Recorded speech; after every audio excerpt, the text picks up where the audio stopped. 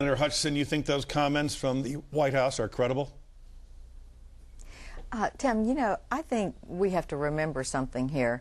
An indictment of any kind is not a guilty verdict, and I do think we have in this country the right to go to court and have due process and be innocent until proven guilty. And secondly, I certainly hope that if there is going to be an indictment that says something happened, that it is an indictment on a crime and not some perjury technicality where they couldn't indict on the crime, and so they go to something just to show that their 2 years of investigation was not a waste of time and taxpayer dollars. So they go to something that trips someone up because they said something in the first grand jury, and then maybe they found new information or they forgot something and they tried to correct that in a second grand jury. I think we should be very careful here, especially as we are dealing with something very public and people's lives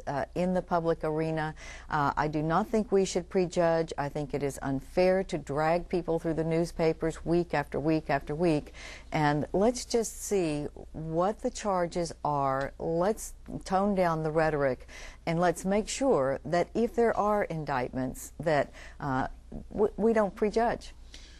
But the fact is, perjury or obstruction of justice is a very serious crime, and Republicans certainly thought so when charges were placed against Bill Clinton before the United States Senate.